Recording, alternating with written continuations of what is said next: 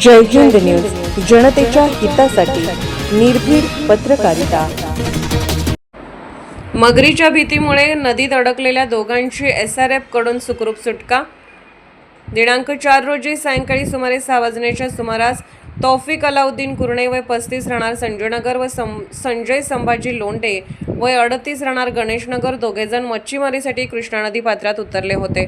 सुमारे 3 तास मच्छीमारी करत असताना त्यांनी बाहेर येण्याचा प्रयत्न केला, मात्र त्या ठिकाणी मगरीचा वावर असल्यामुळे ते दोघेही भीतीपोटी बाहेर येऊ शकले नाहीत।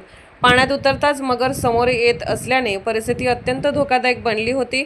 दरम्यान इम्रान मुजावर यांनी याबाबतची माहिती स्पेशल रेस्क्यू फोर्स आपत्कालीन पथक प्रमुख कैलास वडर यांना दिली। माहिती मिळताच एसआरएफ पथक काही मिनिटात घटनास्थळी दाखल झाले। सदर दोघे कृष्णा नदीकाठ सांगली नवीन ब्रिज शिवशंभो चौक सांगलीवाडी मार्ग खाली अडकलेल्या अवस्थेत होते।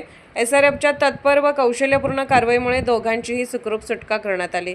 या धाडसी व जलद कारवाई बद्दल नागरिकांकडून एसआरएफ पथकाचे कौतुक करण्यात येत आहे। मी Kailas Vadar Sangli special rescue force आपत्कालीन पथक सांगली नवीन ब्रिज येथे 2 व्यक्ती मासे मारण्यासाठी आले होते।